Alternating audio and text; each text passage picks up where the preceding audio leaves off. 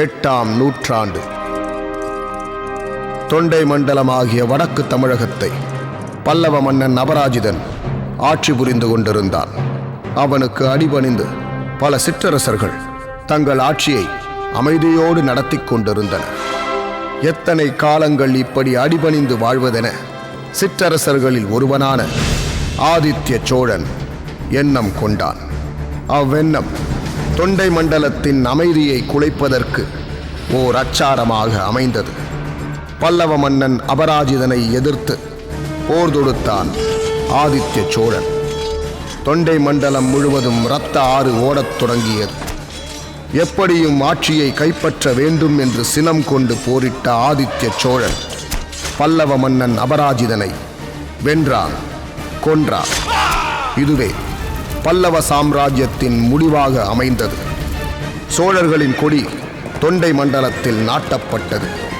ஆதித்ய சோழன் தொண்டை நாட்டை கைப்பற்றியதால் ராசகேசரி வர்மன் என்று பெயர் பெற்றான். ஆனால் போரின் உக்கிரம் மட்டும் தொண்டை மண்டலத்தில் தணியவில்லை. எங்கும் பதட்டம், எப்போதும் போர் வீரர்களின் நடமாட்டம். மன்னர்களிடையே அறிவு பற்றாக்குறை, மக்களிடையே உணவு பற்றாக்குறை. உலகத்தில் இருள் கப்பி இருக்கிறது. அங்கொன்றும் இங்கொன்றுமாக சில நட்சத்திரங்கள் மட்டுமே மின்னிக் கொண்டிருக்கின்றன. புயல் காற்று மரங்களை வேகமாக அசைக்கின்றன. எங்கும் அமைதியற்ற ஆரவாரமான சூழ்நிலை நிலவுகிறது. அந்த காற்றிலும் இருளிலும் மனிதர்கள் அங்கும் இங்கும் அலைந்து திரிந்து ஒண்டுவதற்கு இடம் தேடி அலைகிறார்கள். இயற்கை சீற்றத்தை எதிர்கொள்ள முடியாமல் ஆடவரும் பெண்டீரும் தங்குவதற்கு இடம் தேடி தவிக்கின்றனர். இன்னல்களுக்கிடையே குழந்தைகளின் அலறல் சத்தம். கப்பி இருக்கும் இருள் விலகாதா? அந்தகார நிலை மாறாதா? வெறிபிடித்தோர், வெண்கொடுமை செயல்புரிவோர் ஆடுகின்ற நாசகார நிலை என்றுதான் தொலையுமோ? புத்தொளி எப்போது பிறக்குமோ? மனிதர்களில் பாகுபாடு, வேறுபாடு, முரண்பாடு என்ற மூர்க்கத்தனங்களும் மூடமதி மௌடிக செயல்களும் ஒழிந்து ஒளி எப்போது உதயமாகுமோ?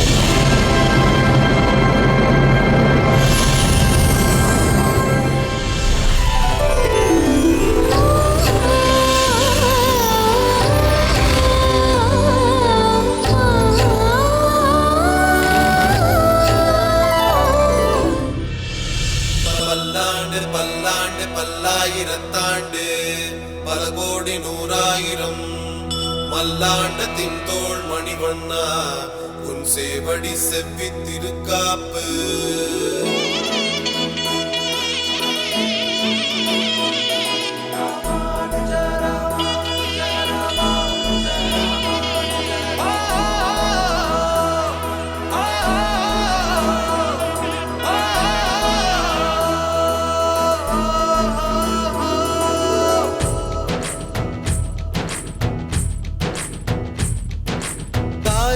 நீக்கிடும் செங்கதிரேவா, கண்களை திறந்திடும் ஞான ஒளியேவா, புதுமைகள் செய்திடும் புது புயலேவா, பொய்களை வீழ்த்திடும் போர்வாலேவா, எளியரும் படிக்கின்ற சாத்திரம் படைப்பாய், வணங்கிடும் தெய்வத்தை பொதுவில் வைப்பாய். ஜோதியுண்டு ஜாதி இல்லை, நேசமுண்டு தோஷமில்லை, மனிதருண்டு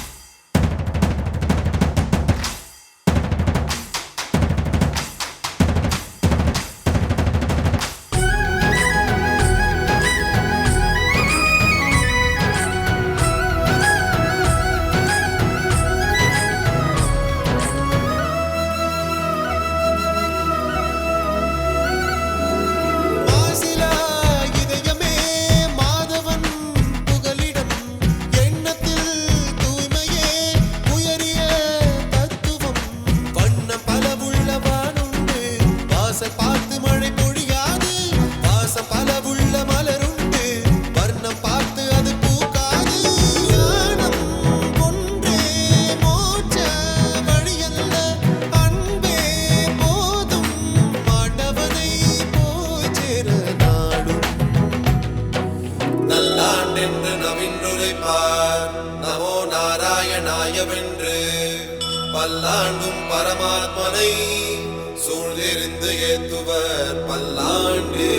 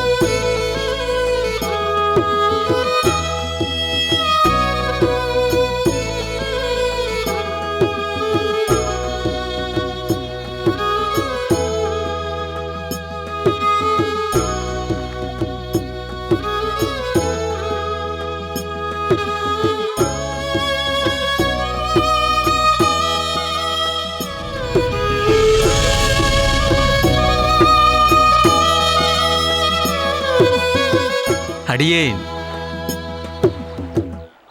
நரசிம்மதாசன்.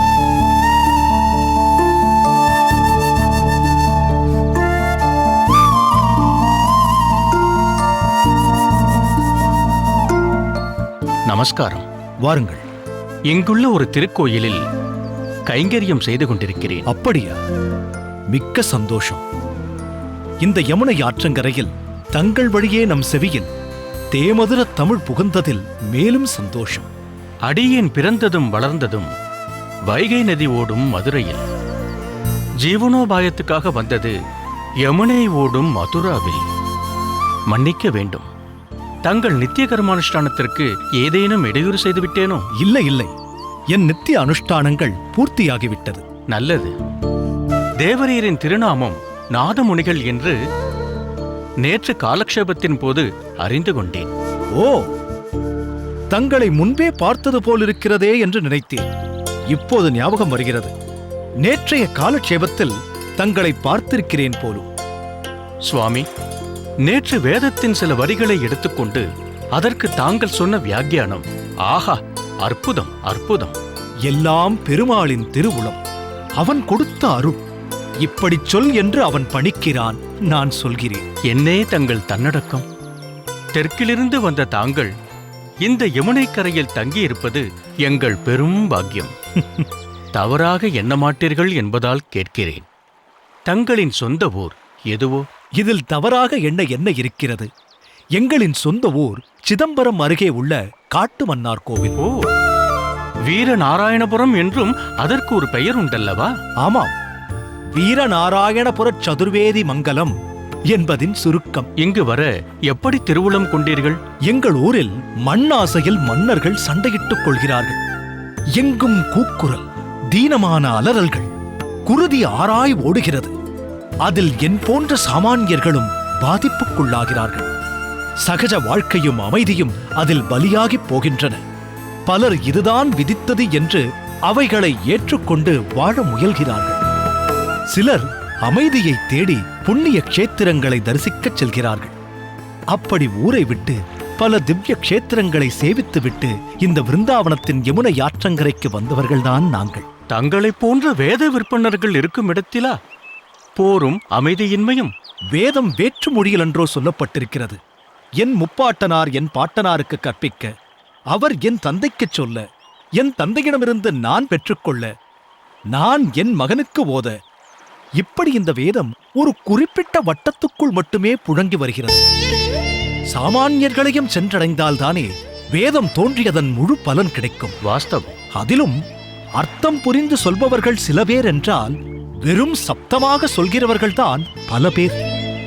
எனவே வேதம் நம் திராவிட தமிழ் மொழியில் இருந்தால் நம் மன்னர்கள் அவர்களாகவே அதை படித்து தெளிந்து மண்ணாசையை விடுத்து மக்களின் நலம் பேணி பகவானின் திருவடிகளே சரணம் என்றிருக்க மாட்டார்களா? மன்னன் எவ்வழியோ மக்களும் அவ்வழியே என்று அவர்களுக்கும் நல்வழியை காட்ட மாட்டார்களா? உண்மைதான். வேதம் வெறும் வார்த்தைகள் அல்லவே, அது வாழ்க்கை நெறி. அது அவரவர் மொழிகளில் இருந்தால் சிறப்பாகத்தான் இருக்கும். கல் தோன்றி மண் தோன்றா காலத்தே முன் தோன்றியது மூத்த தமிழாயிற்றே. இதில் நம் மூதாதையர்கள் வேதம் எழுதாமலா இருந்திருப்பார்கள்? நிச்சயம் எழுதியிருப்பார்கள். ஆனால் காலப்போக்கில் அது காணாமல் போயிருக்கும் என்பது என் அனுமானம். ஓ, பெருமாள் திருவுளம் கொண்டால் மறைந்திருக்கும் அந்த தமிழ் மறை என்றேனும் நமக்கு கிடைக்காமலா போய்விடும்? பக்தனின் விருப்பத்தை பூர்த்தி செய்வது பகவானின் கல்யாண குணங்களில் ஒன்றல்லவா? அதிலும் தங்களைப் போன்ற ஒரு பக்தி சிரேஷ்டரின் நல்லெண்ணத்தை நிச்சயம் அவர் நிறைவேற்றுவார்.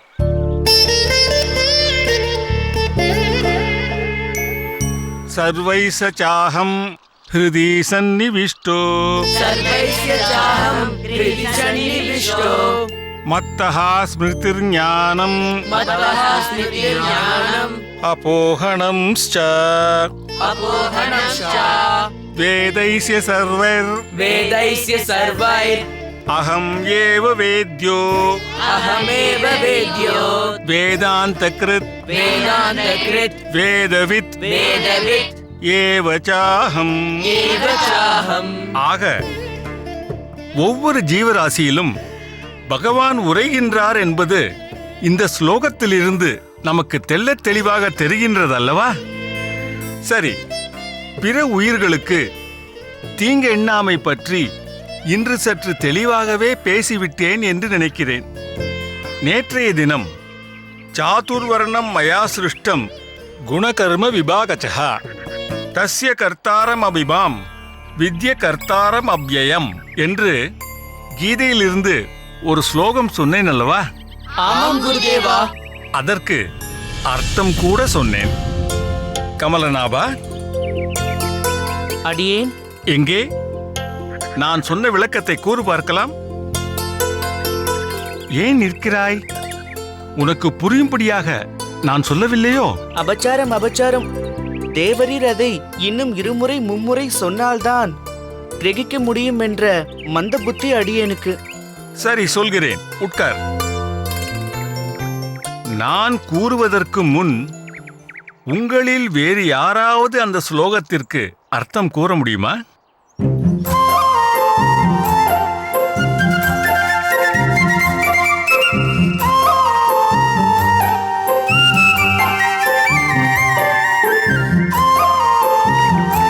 அடியேன் சொல்கிறேன் குருதேவா. சரி, சொல். ஒருவரின் இயற்கை குணங்களுக்கும் அவர் செய்யும் பணிகளுக்கும் ஏற்ப மனித சமூகத்தின் 4 வகை பிரிவுகள் என்னாலேயே ஏற்படுத்தப்பட்டன. ஆகையால் உயர்ந்தவர் தாழ்ந்தவர் என்பதெல்லாம் ஒருவரின் குணத்தை பொறுத்ததே தவிர பிறப்பை பொறுத்ததல்ல. இதை நீ அறிவாயாக. ஆஹா, அருமை ஈஸ்வரமுனி, அருமை.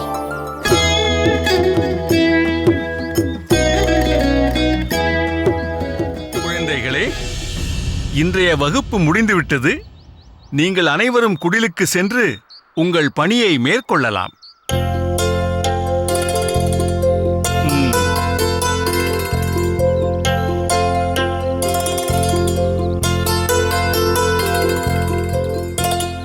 என்ன நாதமுனி, நான் நேற்று சொன்னதை வரி தவறாமல் என் பேரன் சொன்னதை கேட்டாயா? கேட்டேனப்பா. என் பிள்ளை ஞானமுள்ளவன் என்பதில் சற்று கர்வம் கூட கொண்டேன். ஆனால் அறிவென்ற அந்த பொக்கிஷத்தை எந்தையாகிற தாங்கள் எனக்கு கொடுத்ததனால்தானே இவனுக்கு நான் கொடுக்க முடிந்தது. எனவே பெருமையும் கர்வமும் கொள்ளக்கூடியவர் நிச்சயம் தாங்களே. இல்லை, இத்தனையும் கொடுத்தது நம் காட்டுமன்னார் கோவிலில் சேவை சாதித்துக் கொண்டிருக்கும் அந்த மன்னார் சாமிதான். ஈஸ்வரமுனி, அடியேன். குரு சிஷ்ய வைபவம் முடிந்துவிட்டது ஈஸ்வரமுனி. இப்பொழுது நீ என் பேரன், நான் உன் தாத்தா. பேரன் தாத்தா என்ற உறவு மட்டுமல்ல, குரு சிஷ்ய பந்தமும் கூட எனக்கு மகிழ்ச்சி அளிக்கிறது. நான் இவன் மீது மிகுந்த நம்பிக்கை வைத்திருக்கிறேன் அப்பா. என் நம்பிக்கை பொய்க்காது என்று இன்றும் ஒருமுறை உங்கள் பேரன் நிரூபித்து விட்டான். பிற்காலத்தில் இவன் தங்களைப் போலவே வேதசாரம் முழுவதையும் கிரகித்துக் கொண்ட சிரேஷ்டனாக விளங்குவான். ஏன் உன்னைப் போல என்று சொல்ல மாட்டாயோ? நாதமுனி, அப்பா, விருந்தாவனத்திற்கு வந்து பல நாட்கள் ஆகிவிட்டது போல் தோன்றுகிறது. தெற்கு நோக்கி நம் பயணத்தை தொடங்க வேண்டாமா? இந்த விருந்தாவனத்தை விட்டு போக ஏனோ எனக்கு மனமில்லை அப்பா. அந்த மாயக் கண்ணனின் மலரடிகள் பதிந்த யமுனைக் கரையல்லவா இது? பார்த்த சாரதியின் பாதம் நனைத்த நதியல்லவா இது? இதை இன்னும் சில நாட்கள் அனுபவிக்க வேண்டும் என்று எண்ணுகிறேன். உன் விருப்பம் ஏற்புடையதுதான். ஆனால் என் இறுதி நாட்களில் நம் ஊரில் நம் மன்னார் சாமியின் திருவடி நிழலில் நான் கழிக்க வேண்டாமா? அப்பா, தாங்கள் இப்படி பேசுவது எனக்கு வேதனையாக இருக்கிறது. ஏன்? நம் ஊரில் நம் பெருமாளின் நிழலில் என் இறுதி காலத்தை கழிக்க வேண்டுமென்பது உனக்கு வேதனைக்குரிய விஷயமா நாதமுனி? ஐயோ, நான் அப்படி சொல்லவில்லை. தங்களுக்கு என்ன வயதாகிவிட்டது? இதற்குள் இறுதிக் காலம் பற்றி பேசுகிறீரே என்றுதான் வேதனைப்பட்டேன். உனக்கு என் மீது இருக்கும் வாத்சல்ய மிகுதியினால் இப்படியெல்லாம் பேசுகிறாய். நம் தந்தைக்கும் தனையனுக்கும் வயதாகாமலே இருக்கக்கூடாதா என்று நினைக்க தோன்றும்தான். ஆனால் அது சாத்தியமில்லையே. அது எனக்கும் தெரியும். தங்களுக்கு பெரிதாக வயதொன்றும் ஆகிவிடவில்லை என்பதும் எனக்கு தெரியும். ஊருக்கு திரும்பி போகும் அளவிற்கு இப்போது எனக்கு இருக்கும் தெம்பும் சக்தியும் நாட்பட நாட்பட குறைந்து கொண்டே போகும் என்பதை நீ நினைவில் கொள்ள வேண்டும். போகும் வழியில் உள்ள க்ஷேத்திரங்களை எல்லாம் தரிசித்துக் கொண்டு போக எண்ணி இருப்பதால் நாம் இங்கிருந்து சீக்கிரம் புறப்படுவது நல்லது. எனக்கு ஒரு யோசனை தோன்றுகிறதப்பா. தாங்களும் தங்கள் பேரனும் சீடர்களுடன் ஊருக்கு புறப்பட்டுச் செல்லுங்கள். நான் இன்னும் சிறிது காலம் இந்த விருந்தாவனத்தில் இருந்துவிட்டு ஊர் வந்து சேர்கிறேன். ஏன், தங்கள் பேரன் தங்களை பத்திரமாக அழைத்துச் செல்வானா என்று யோசிக்கிறீர்களா? ஆம் தாத்தா, தங்களுக்கு அச்சம் வேண்டாம். சர்வ ஜாக்கிரதையாக ஊருக்கு கொண்டு சேர்ப்பது என் பொறுப்பு. நான் அதை பற்றி கவலை கொள்ளவில்லை. நாம் அங்கிருந்து புறப்பட்டு வந்தபோது தொண்டை மண்டலத்தில் இருந்த போர் சூழ்நிலை இன்று மாறியிருக்குமா என்றுதான் யோசிக்கிறேன். அது பற்றி நமக்கு ஒரு தகவலும் இல்லை. அப்படி ஒரு தகவல் கிடைத்துத்தான் தாங்கள் புறப்பட வேண்டுமென்றால் கால வரையறையின்றி காத்திருக்க நேரலாம். நீ சொல்வதும் நியாயமாகத்தான் படுகிறது. அப்படி காத்திருக்க முடியாதுதான். பகவான் மீது பாரத்தை போட்டுவிட்டு நாளையே நாங்கள் புறப்படுகிறோம்.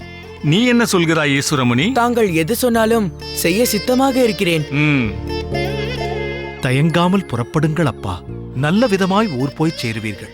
சரி, இதன் மூலம் சில காலம் யமுனை கரையில் இருந்துவிட்டு வரவேண்டும் என்ற உன்னுடைய அபிலாஷையும் சீக்கிரம் ஊர் சென்றடைய வேண்டும் என்ற என்னுடைய ஆசையும் நிறைவேறும். ஈஸ்வரமுனி, நாளை நாம் புறப்படுவதற்கு வேண்டிய ஏற்பாடுகளை செய். சரி தாத்தா.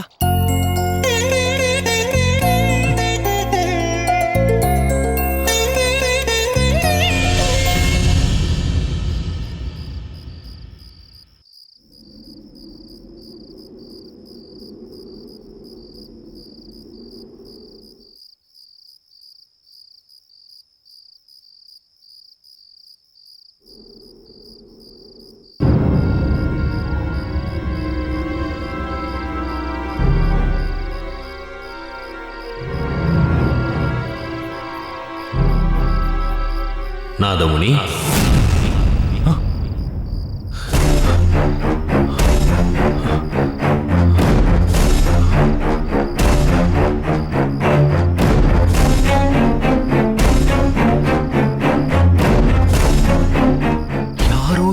அழைத்தது போல் இருந்ததே.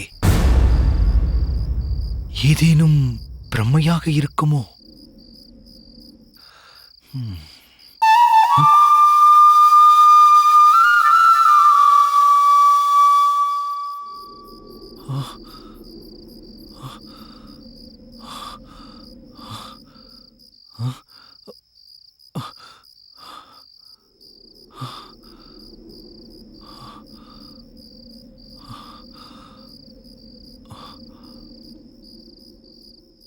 இவ்வேளையில் எங்கிருந்து புல்லாங்குழல் சப்தம் கேட்கிறது?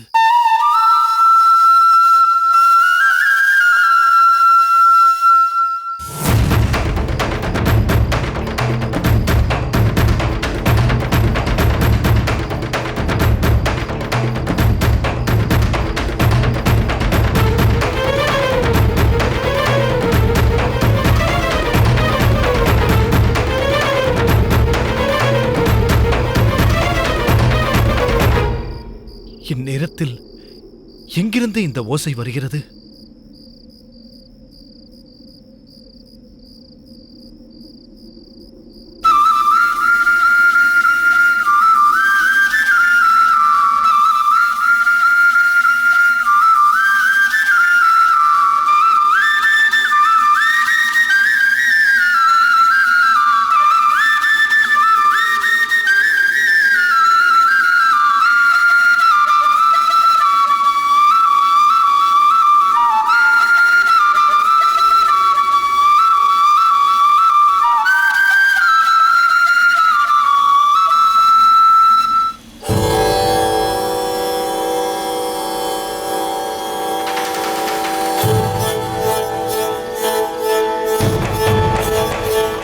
என்ன இது?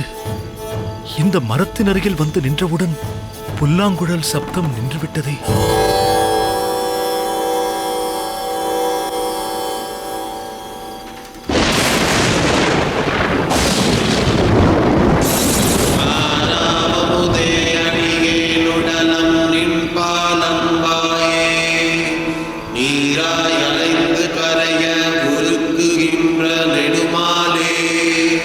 சீரார் சென்னல் கவரி வீசும் செழுநீர் திருக்குடந்தை ஏறார் கோலம் திகழக் கிடந்தாய் கண்டேன் எம்மானே.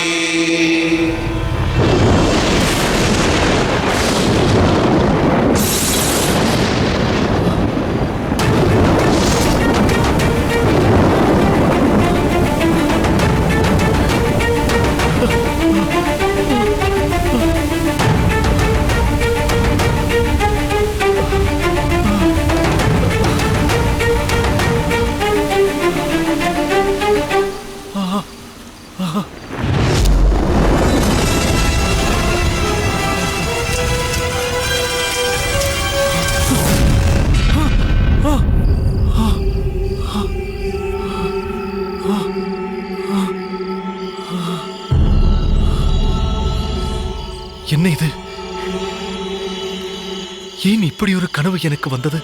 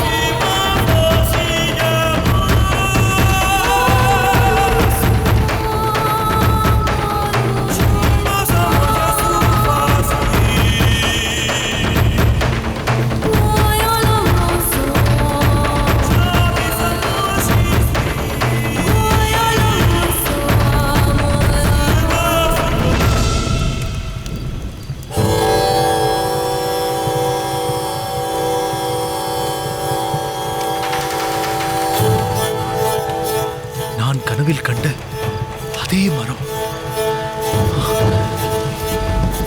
இது எப்படி சாத்தியமாகும்?